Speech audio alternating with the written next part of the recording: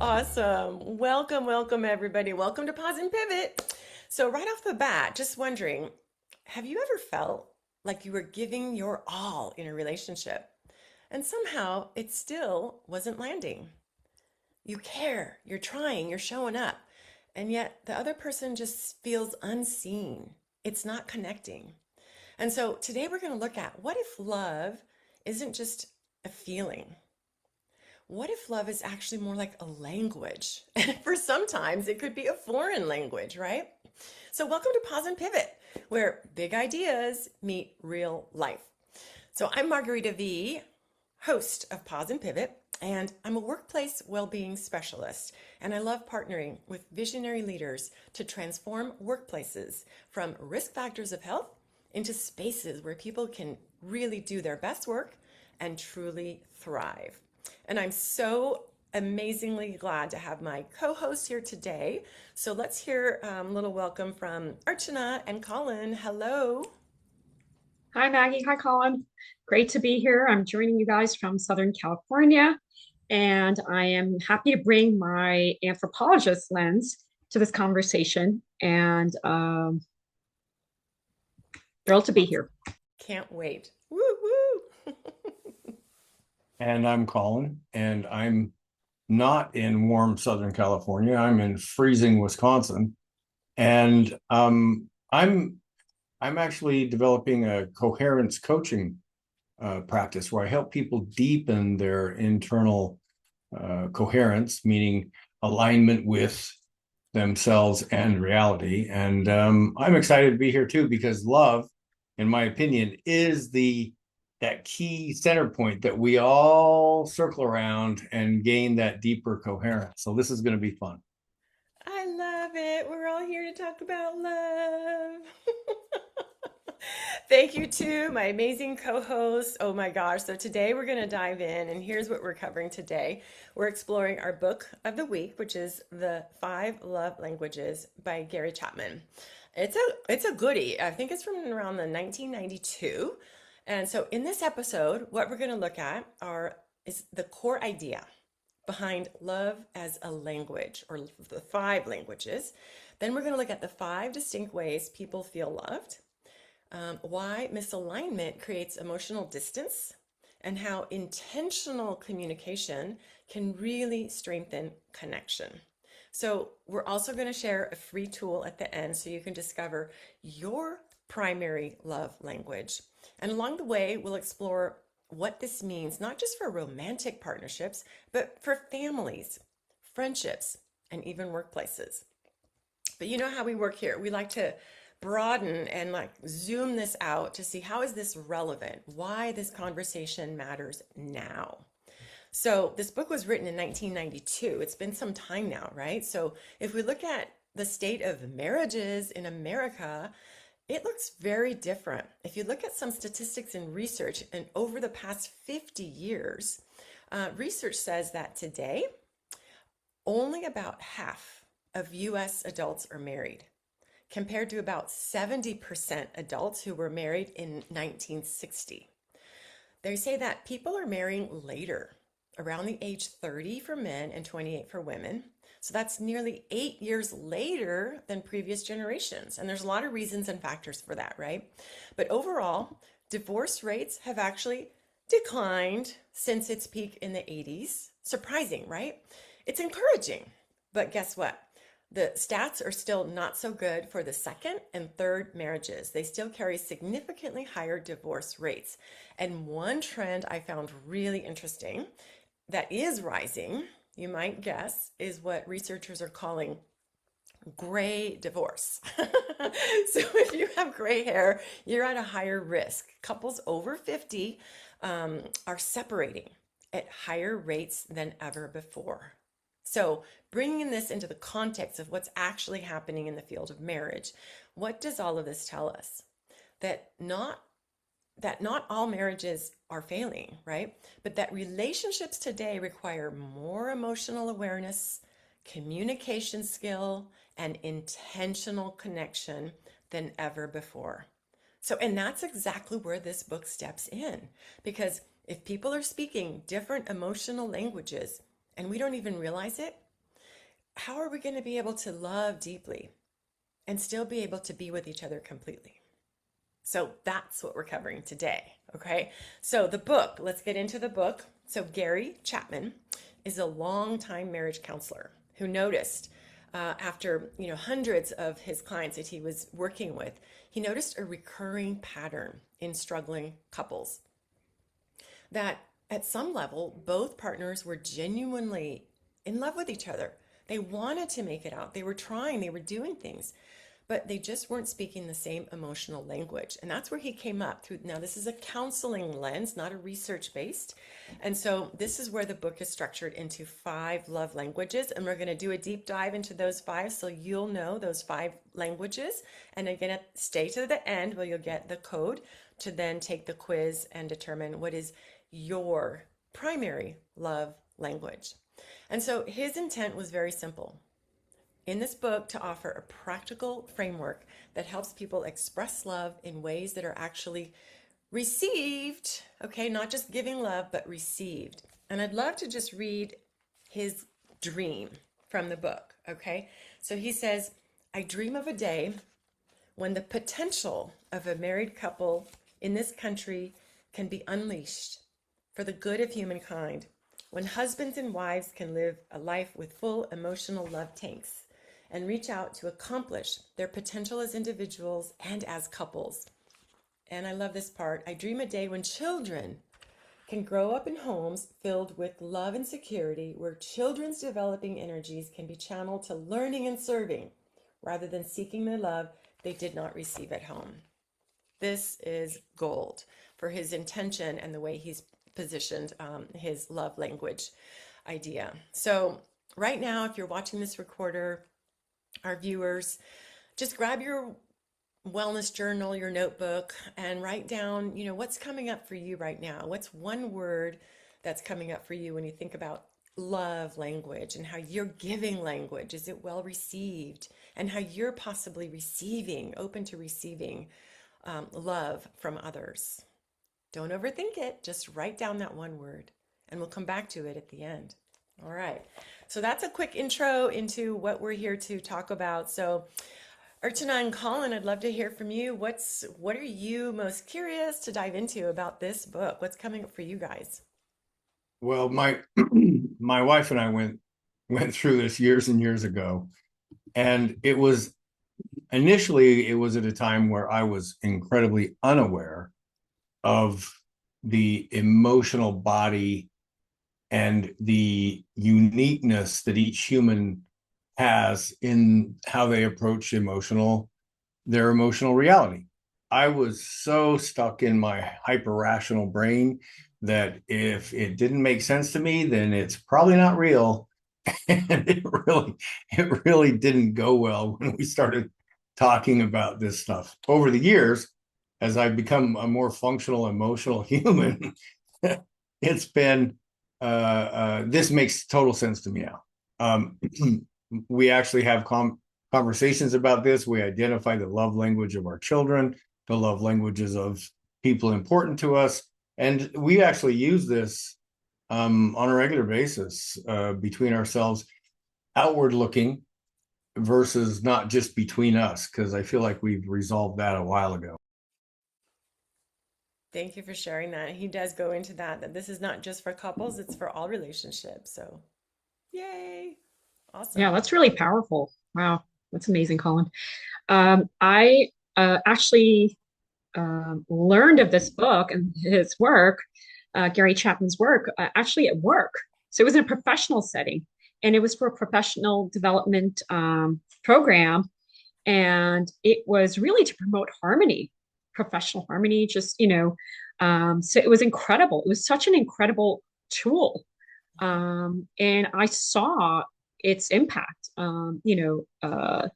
in our relationships. So yes, professional relationships, but, from a personal standpoint, we were people working together, then, individuals working together with individual love languages. So it was actually very effective and greater good for the students and for our community. So really powerful tool, amazing work. I love that. So as we focus on love, I'm going to put this over here. to keep us focused on love today. So this book is so simple, right? It's just so simple. There's like 13 chapters. This was a quick read for me. It was like 3 hours, so it was super super good. And he starts off really about like the idea of how often do we pause and think about love in a committed relationship and beyond the time of the honeymoon period. And there's an understanding that about the first 2 years of marriages is when everything is great and everybody's on their best behavior, and then we kind of start to see all our freckles and our when we're snoring and everything starts to bug us. And he's like, we don't have tools for that, and we've never really been shown or told what to do. There's another concept, after you fall in love, what happens after. And so he talks about that, what happens to love after the wedding, and the concept of like standing in love. How do we stand in love? That's in another book that I can't remember right now, but some other great ideas that are coming into like, oh, and he talks about the idea that, love is that attitude. It's a commitment. And we've been talking about this all month in different ways from different books. And the idea here is to keep the love tank full.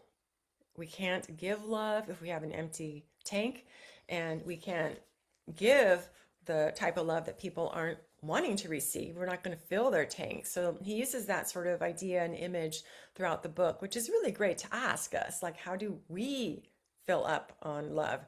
And here's the question: does our partner know? So that goes to the first big idea, right? Like he says, guess what, guys? Love is not universal. It's perceived through personal preference. Ta-da! And he says we all grow up with different beliefs. We all grow up with different role models in our parents and our friends, through our peers as we grow up, seeing our friends and family getting married. So his foundational claim is that while humans share a need for love, which is a universal need, we differ in how we emotionally register it or can receive it.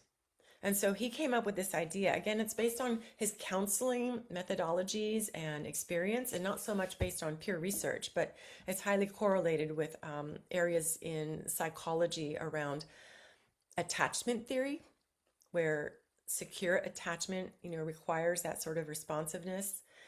Also emotional attunement research, and Gottman's concept of bids for connection. So it's correlated. It's supported by research in it, but his book is not research based. It's all about how he's explored it with his clients, and he suggests that each person has a primary love language.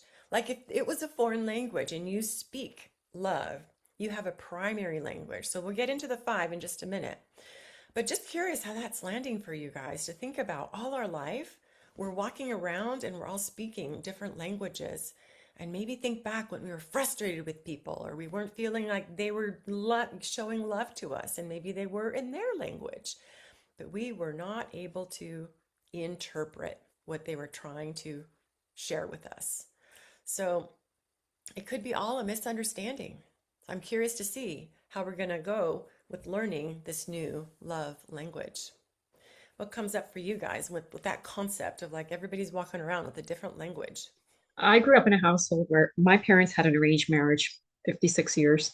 And so love meant something very different. When we immigrated from New Delhi to New York, and I'm in the United States now, and I'm 8 years old, and I'm looking at love from a different lens growing up. And so it was really fascinating to have, this box in the house, which had all these narratives and, and I'm tuning in to see love, on television, and then seeing love at home. And it's very different, and competitive, frankly, competing ideas, images, what love is. And then having my parents engage in a dialogue with me, and and not just what they in their marriage and relationship, but explain to me how my priorities, or it's they have different priorities as far as love is concerned, and what love means, and what love expression is. So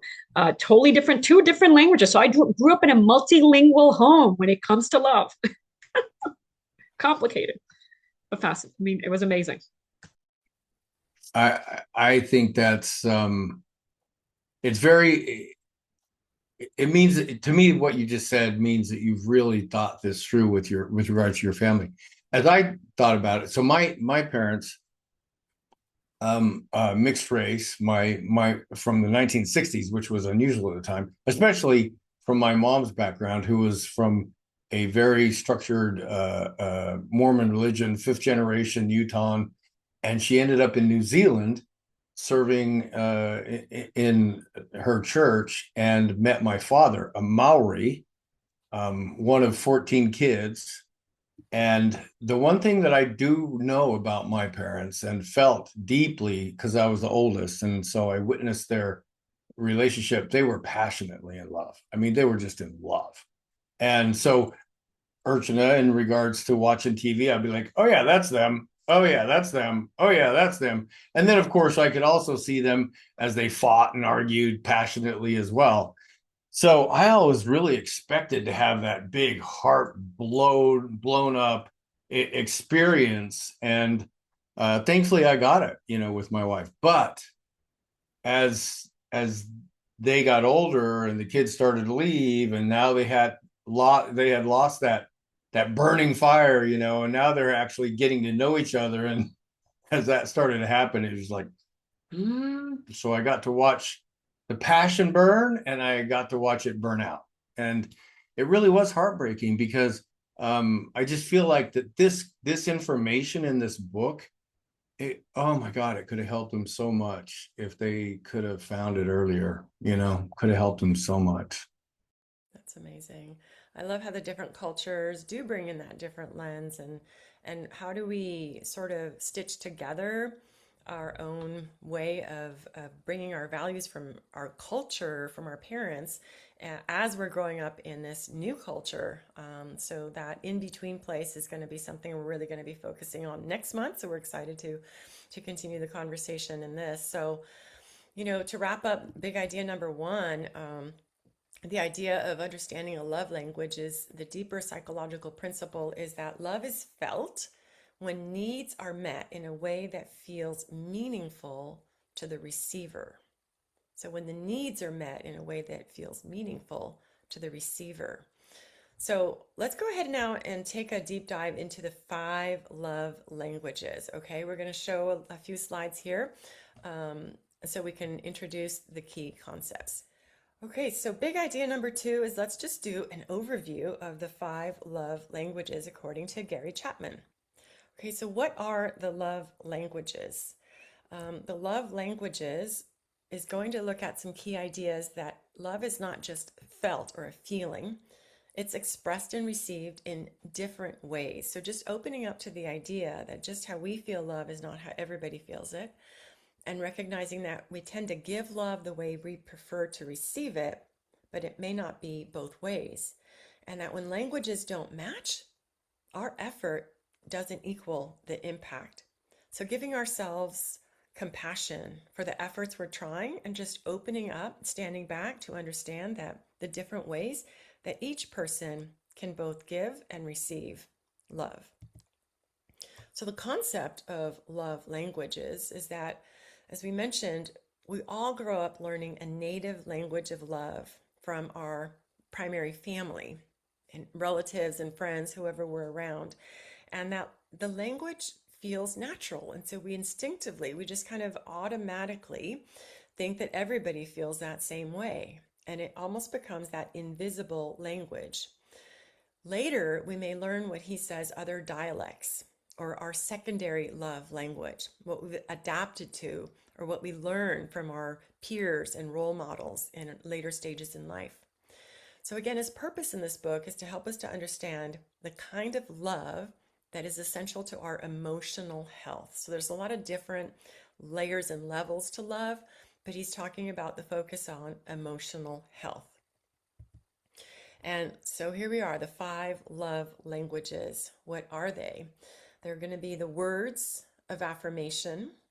They're going to be quality time. They're going to be receiving gifts, acts of service, and physical touch. So these are the 5 love languages, noting which of those really kind of stood out for you as like, yeah, that's something that I know that I either give naturally or something that I'm always craving. And then we'll circle back to that at the end of these slides. So let's start with the first one, words of affirmation. This is love expressed through a verbal appreciation and forms of encouragement. So this is about some people truly register love through verbal expression. You know, it's not flattery, it's really being specific. So encouragement strengthens the confidence and the trust. And he mentioned that, you know, silence or harsh criticism can feel really deeply wounding. And for some, affirmation is not optional, it's really essential. So what does it sound like? This sounds like, you know, I'm proud of you. I appreciate how hard you work. You matter to me, or you handled that beautifully. So just acknowledging, but in a verbal, positive way. And then some examples might be offering that specific praise to something that you observe in them. A verbal encouragement during stress, or a little love note or a little text, or even really powerful is a public acknowledgement when appropriate. Words of affirmation around others can really lift someone. And the tone really matters when we're sharing these words. This can really create a beautiful positive feedback culture. And so for some, this is again not optional. It's like emotional oxygen. So the question becomes, are we saying what we assume the other person already knows? Let's say it anyway. If that is their love language, it's like oxygen. All right, what about quality time? This is love expressed through focused presence and undivided attention. So this is about your full presence, how it communicates you are a priority.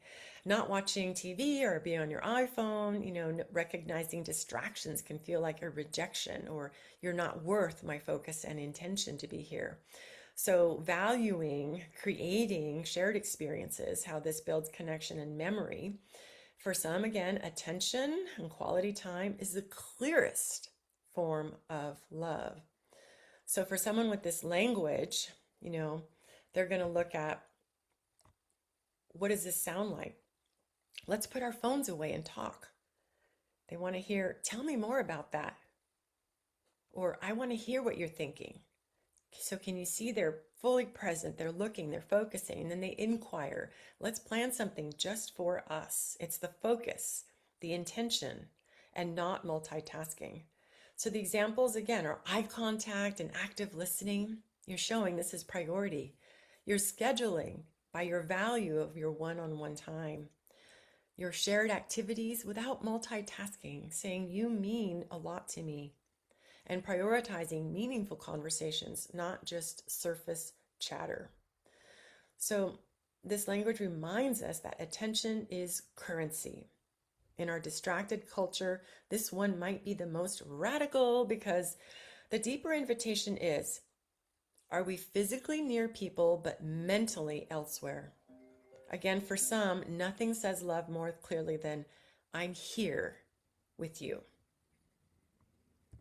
And what about receiving gifts? Who loves to receive gifts? Who doesn't, right? This is love expressed through thoughtful symbols and meaningful tokens. So it's not about materialism. It's about symbolism. Okay, a gift says, I was thinking of you.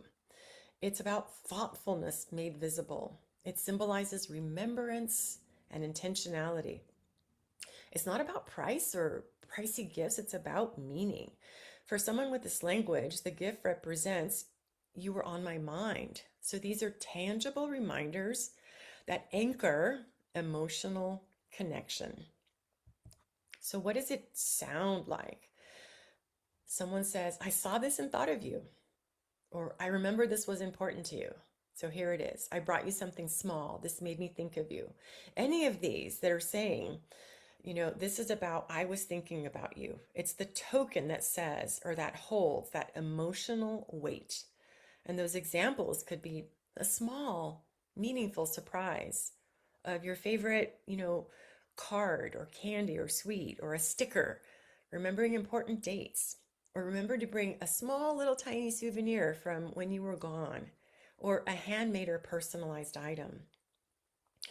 So forgetting meaningful moments can really be deeply painful, not for the thing, but for the lack of the thinking or following through. So this language reminds us that tangible reminders actually can anchor emotional memory. In long-term relationships, symbols matter more than we think.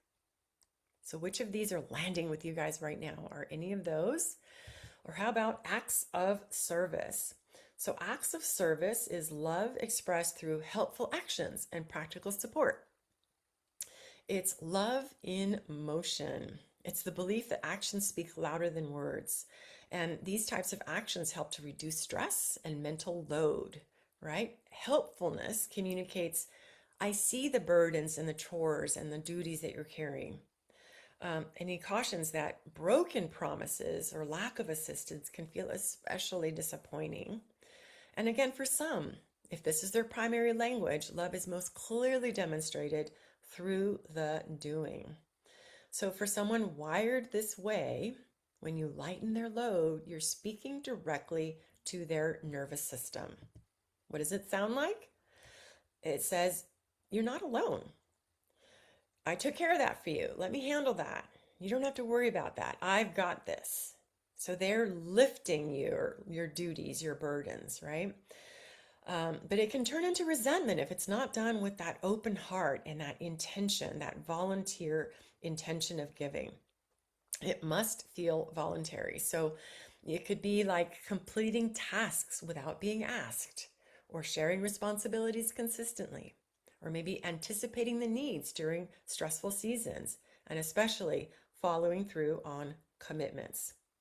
So in partnerships and in teams, this language builds the trust and that reliability through the reliability of, fulfilling your commitment. So the question is, are we noticing what actually reduces stress for the people we care? So just pausing and saying, I will do that. And physical touch. So physical touch is love expressed through appropriate physical closeness and affection. So it's connection through the body. And for someone with this love language, appropriate touch regulates stress and builds safety. It's that sort of communicating the security and the reassurance. Having that sense of physical closeness can reduce stress and increase bonding. And for people who are in military or work shift workers or live in different countries, emotional distance can feel especially painful, right? So having a hand on the shoulder or sitting close can really help to soften that. So for those that this is their love language, love is most deeply felt through connection and the body. So that sounds like, saying to someone, come here, I've got you. Let me hold your hand. I'm here. It's that touch that increases that oxytocin and reduces the stress cortisol, right? But this language requires sensitivity and consent. And it's not about frequency. It's about that attuned connection. So the hugs, the holding hands, a reassuring touch on the shoulder, or just sitting close during that time of connecting together. That attunement and connection and recognition that for some people, love is something they quite literally feel in their body. So as you've been listening to these, did one stand out for you? Really think about that. Or did you find, maybe one or two of those? So let's explore the 5 again. Words of affirmation. Say it and speak positive appreciation. How about quality time? Be present and give that attention. Or how about gifts.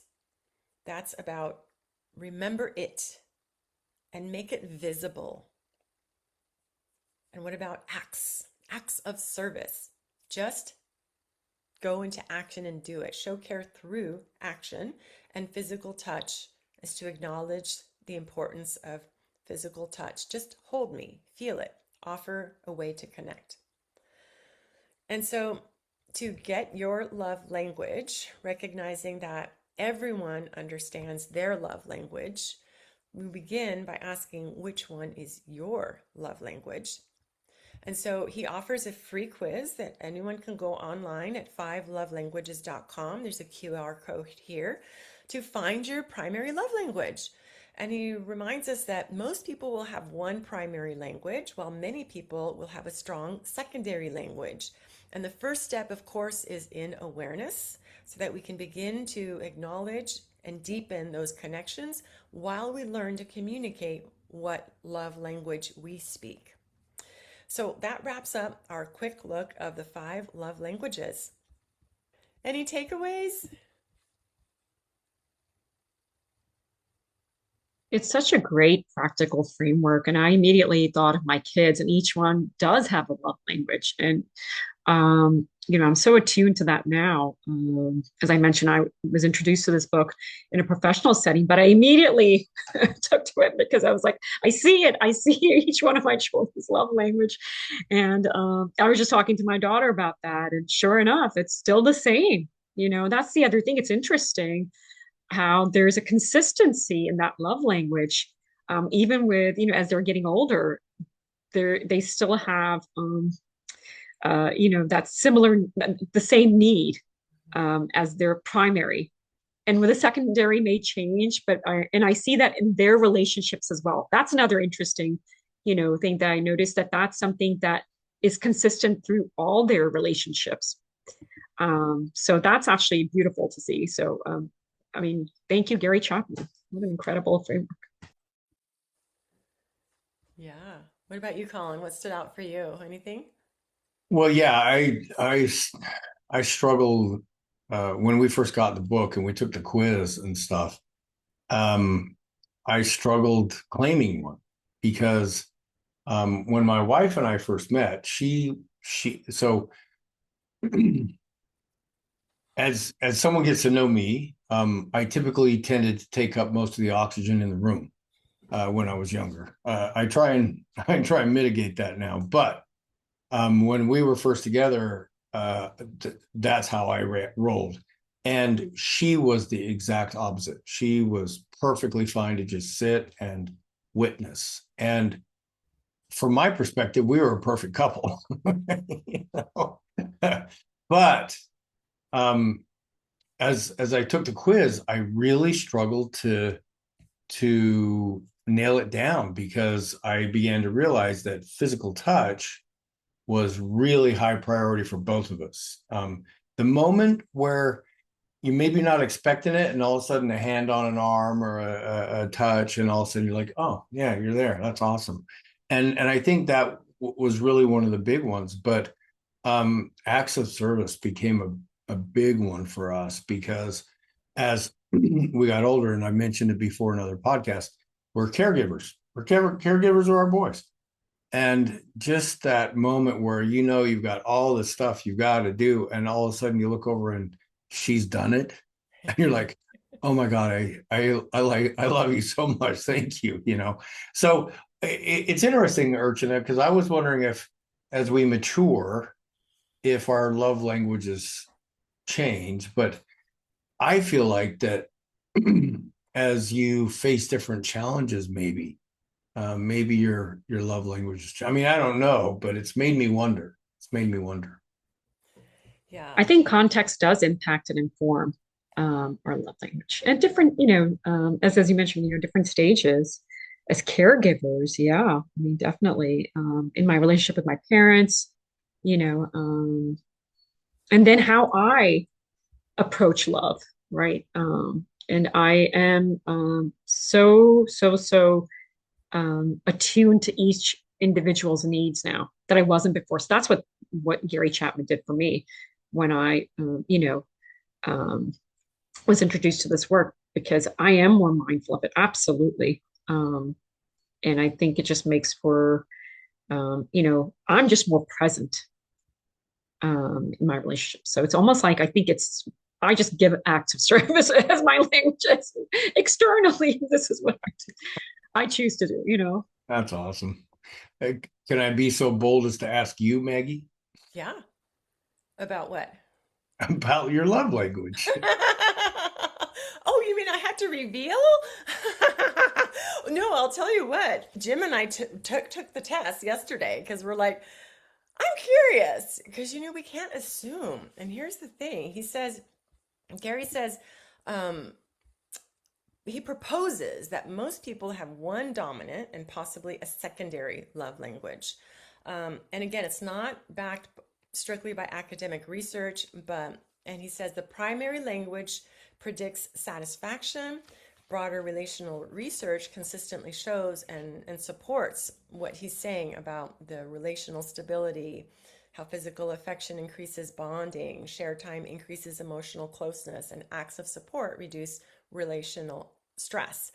So while we may have the love language here, it's not so strict. But he says the behaviors themselves are strongly linked to relational well-being.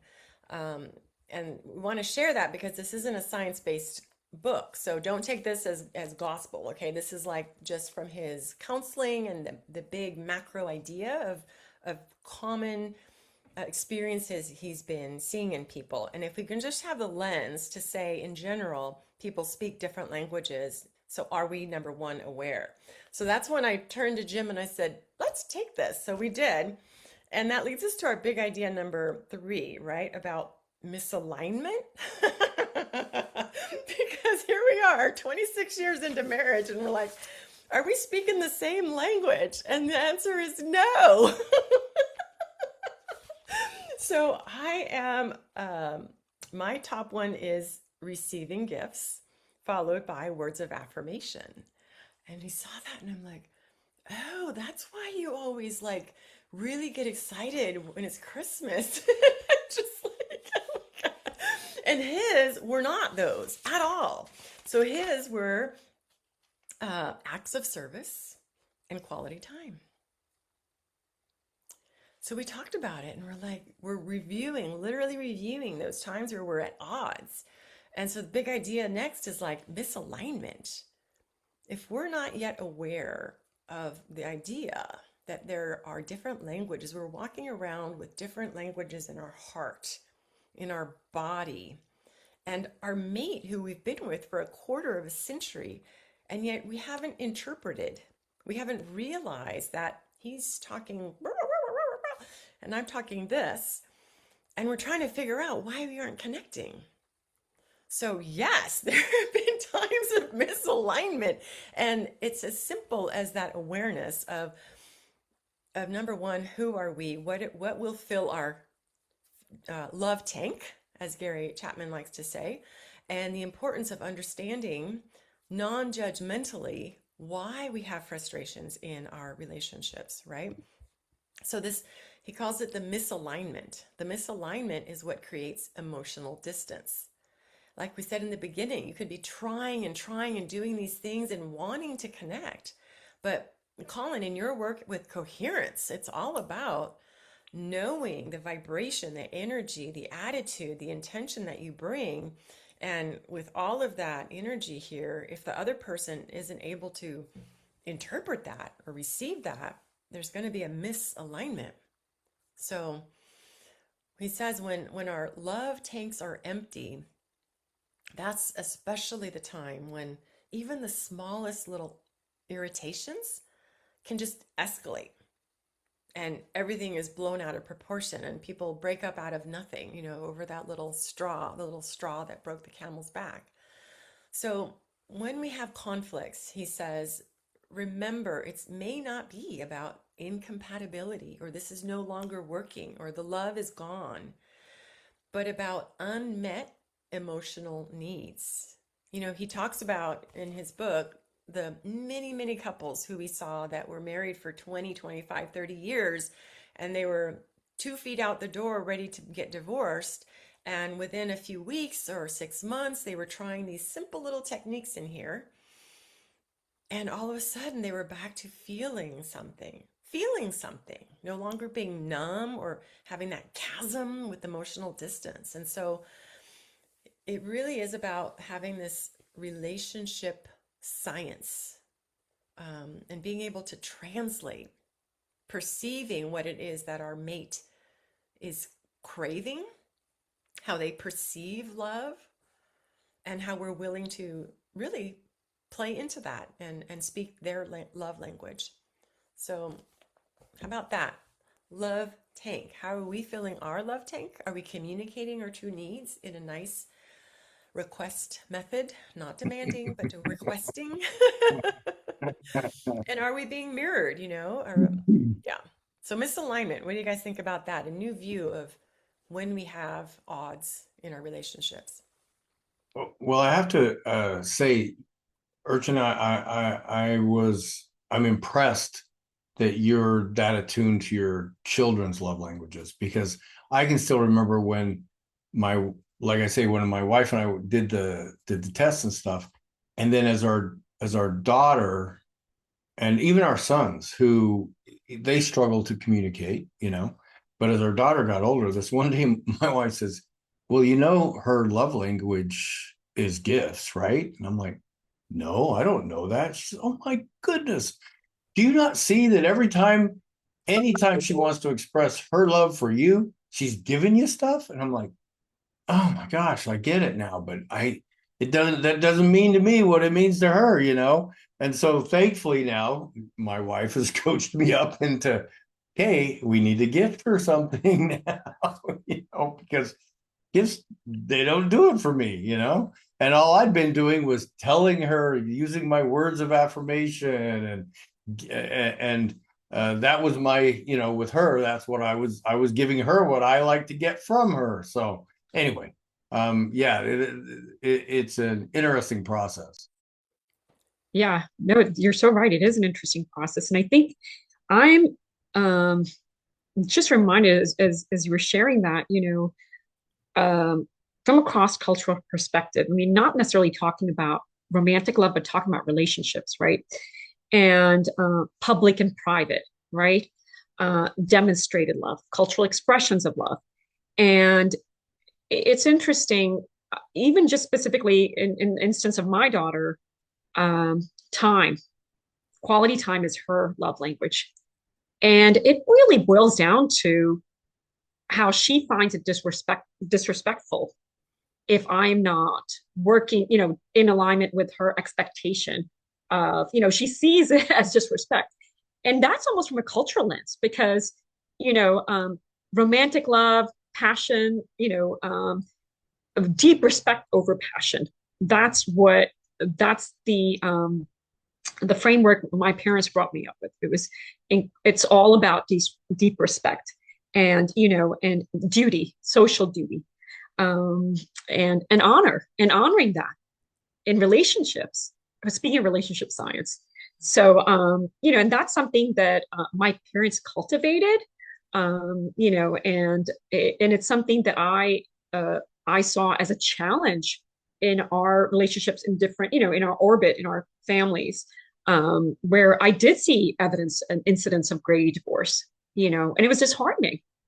And then I could see how, at some level, it really just boiled down to, individuals, it seemed, didn't respect one another's love language or presence or time together.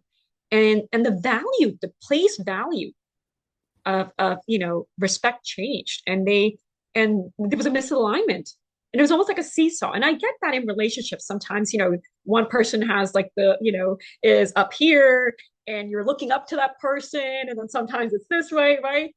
And but when there's just misalignment, it's just like a thud, right? And that's what it felt like when there were these incidents of like great divorce. I'm like, oh my goodness, no, really? And but then it was there all along, and my parents would bring up, it's about respect, it's about deep respect, and having that, and out of duty especially. So it's really yeah, speaking of relationship science, I think and that could be cultural expressions, again, it could be cultural expressions differently, cross-culturally. It may not be, again, and it may be a public-private thing. That's the other thing. Whereas privately you express love differently than publicly in a family, especially multi-generational. And in multi-generational Indian households, there is no PDA. That's disrespectful to everyone in that household, you know. So yeah, that's another interesting intersection of love language in inside a home that's multi-generational.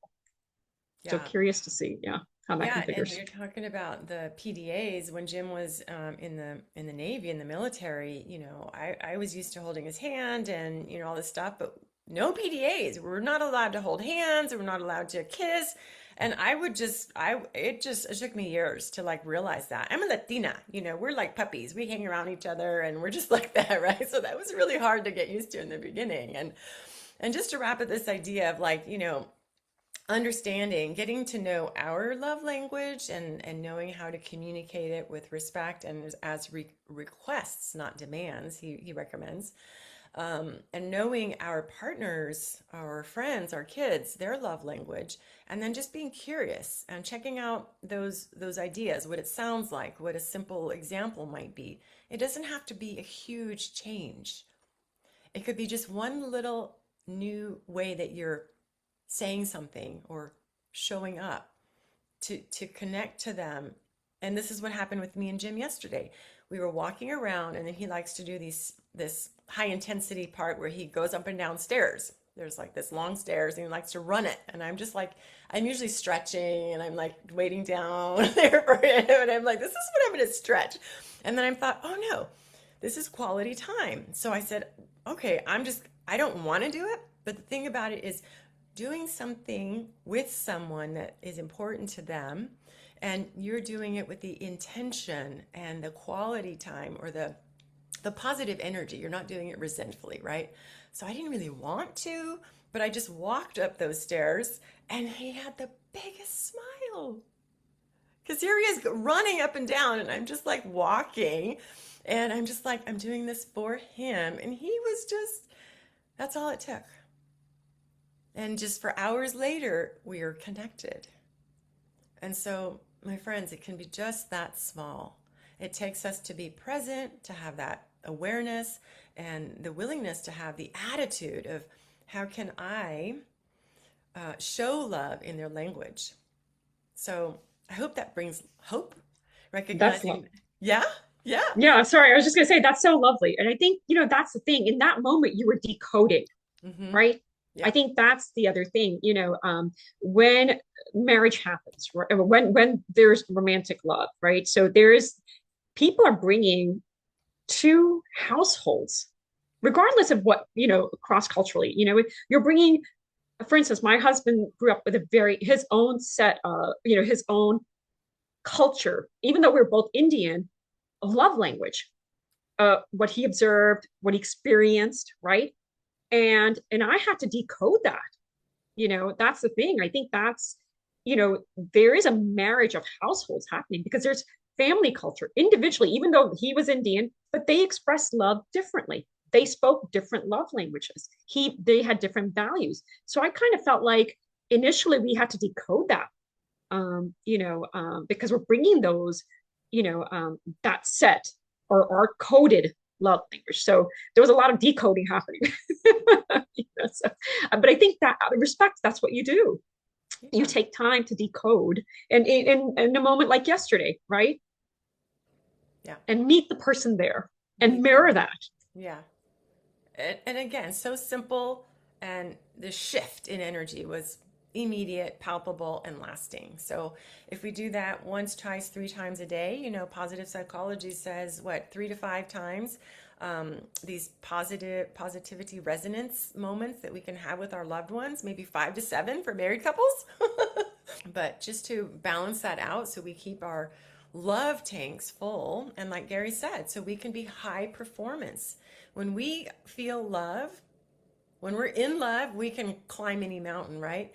When we feel love, we show up differently. We show up with that energy. We're more productive. We're more curious. We're more cooperative. So in the workplaces, it also is a wonderful thing to have. So, all right. So that wraps up that idea. I love it. And again, knowing that misalignment creates that emotional distance. But if we just focus on one small way to understand their love language and how we can be a part of that positivity with them, then that can begin to zero out that misalignment and lead to amazing experiences, new ways to experience love for each other. So, another big idea I love is that the love is a choice. So, big idea 4 is love is a choice. It can be like an attitude. It's not just the feeling of being in love. So chapter 10 is all about that. He emphasizes that love is not sustained by emotion alone. And in our society, I think we need to really share that message a lot, because we see it everywhere in movies, in TV, in books, that love is all about that love and swoon and the happy feeling and, the honeymoon period. And we never go beyond that. We never go to how to stand in love.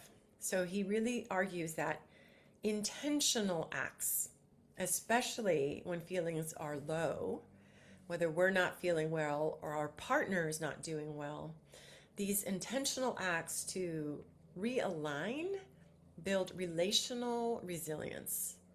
So this shifts love from that just the romantic feel-good feeling that can be temporary and that spontaneous thing to what he calls relational discipline. So it's the deeper layer. And this kind of mirrors what's happening, right? People are getting married later for different factors, right? Less people are getting married. More people are cohabitating. And yet those people that are with gray hair over 50, those people are separating and divorcing at way higher rates. So there's this shift, there's this desire, for that deeper layer of connection and true connection with other people. So what's coming up for you guys with this idea of love? Love is a choice. How do we relearn or start to share these new concepts with our kids, with our communities, that this is about intentionality of showing up more connected, with higher vibration energy of love? I think, well, it calls to mind the book that we did earlier that talked about that love isn't just a static experience, right? And this intentionality and the dynamics of young adults raising children and working and doing all that stuff, and you just living your life and living your life and living your life, and then eventually that moment comes where you start to have that place, or at least this is what happened to me and my wife, is we started to realize, wow, we're maybe losing some of that intentionality, that I'm really focused here and she's really focused here. And if you don't take the time to really engage, and those love languages, you're potentially going to run into some bumpy spots. And I think that's a part of the maturation.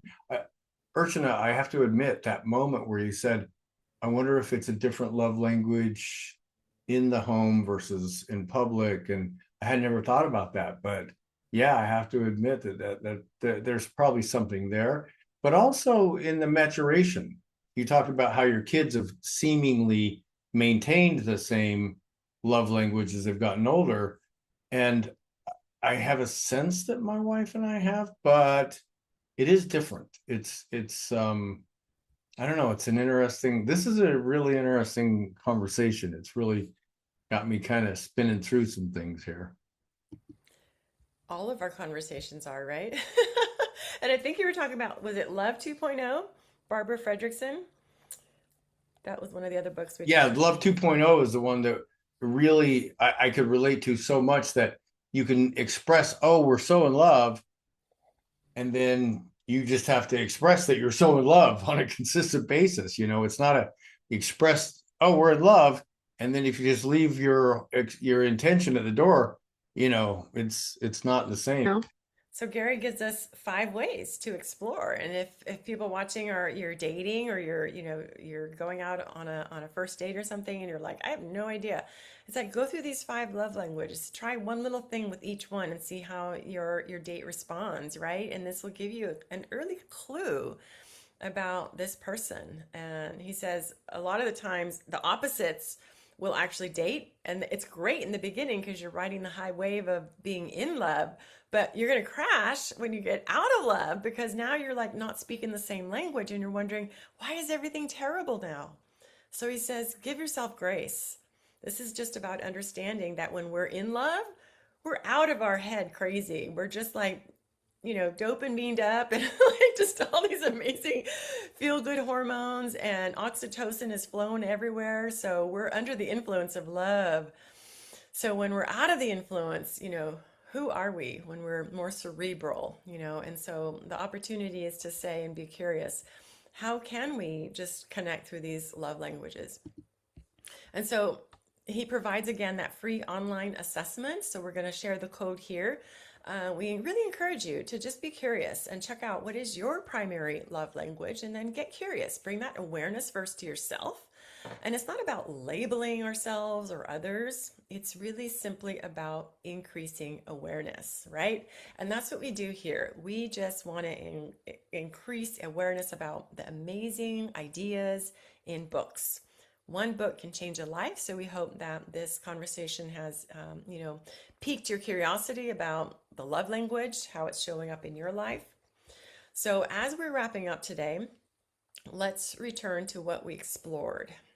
So love isn't universal in how it's received.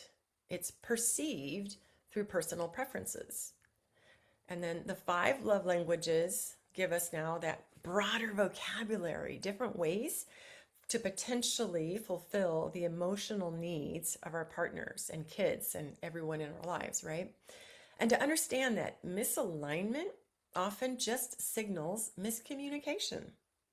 We're not speaking the same language yet, and not to interpret it right away as lack of care. So in general, he says love isn't just a feeling. It's a practice, a discipline of attention and intention. Okay? So before we close, next time you choose to speak to someone else's language intentionally, think about which of those 5 love languages can I start practicing ways to connect more deeply with this person. And hopefully that will help to connect and strengthen those love connections. So, my fearless co-hosts, I'd love to turn to you both. I'd love to hear what's one takeaway, something that's landing with you today. Just it's so incredible that you had stated that love is perceived through preference. Preference. You know, so that for me was really again just being attuned to what people I love prefer and then meeting them there and serving them. So I think that's for me, really about presence. And yeah, so I found this really very powerful. Love that. Thank you, You Colin. know, I debated whether or not to even bring this up, but it clicked for me as I've been sitting here because, Urchina, I spent 8 years over in the Middle East and had some really, really great relationships with some folks from India. And the one man that worked with me almost daily had lived in an arranged marriage, and this concept of respect, I respected it so much because both my wife and I came from homes that eventually the mutual respect was lost, and where my parents ended in divorce. hers stay together, and it was just misery, you know. And so it doesn't say anything about it in the book. Well, I didn't read the book, but I'm it's really come out to me that the intentional act of seeking to decode another one's love language points to a depth of respect. And thankfully, my wife and I came to that eventually, that respect has to happen there. And the one thing that, and this is the piece that really connected as you were talking, is that I realized for she and I, in our love language, we talk a lot now about emotional safety. That emotional safety is the place that she feels the most loved, because she didn't grow up with that. She didn't grow up with emotional safety. And I started to use those languages. I'm like, which one's this? Which one's this? You know, and I think each one of them represents an aspect of it. Because when you decode somebody's love language and you show up consistently there, I think that gives them emotional safety. But at the same time, an underlying aspect of that whole thing is this sense of respect for the other and the intention to decode, whether it's their love language or just their freaking language. Because as you all know, man, the words that come out of your mouth sometimes don't mean the same thing to them that it means to you. So I don't know. This has been a really fun exploration for me. Thank you. Great. I'm so glad it landed with you. We're all getting our little nuggets. Usual, as we wrap up, we encourage you to look at your notes and jot down what stood out for you. If you have our worksheet from the newsletter that we send out, you can flip to that last page. The 3 closing prompts for you might be, what is your primary love language? Which one do you think it is? And then we encourage you to check out the QR code and take the quiz for yourself to find out what is your primary love language. And then number 2, who in your life might speak a different love language? So really getting into that curiosity and that awareness of what it looks like different, the ways that different people receive love. And the last one is, what is one small action you can take this week to intentionally speak their language? So we're always here to get some amazing big ideas and insight and turn it into action. So again, we don't aim for perfection. We just put on our lab coats and explore. Choose one tiny experiment where insight becomes transformation when you move it into consistent action. So as we zoom back out, we are celebrating the close of this month as we've been focusing on the books of Love 2.0, Barbara Fredrickson, Molecules of Emotion, Candace Pert, Why We Sleep, Matthew Walker last week, and this week, The 5 Love Languages of Gary Chapman. So wrapping up this week, love languages aren't just about romantic relationships. Gary Chapman encouraged us to see them as emotional literacy. So we talk about health literacy a lot, right? But nowadays, as people are getting married later, they're not getting married as often, that crave, that idea, how we can connect with deeper intimacy, it's about expanding our vocabulary and emotional literacy. It's not about noticing how people, go about trying to connect. It's about how they feel valued. And in families, in teams, in communities, he says, when people feel seen in the way that matters to them, trust grows and they blossom. So imagining this in our homes, in our communities, and in our workplaces, trust can be this foundation of flourishing.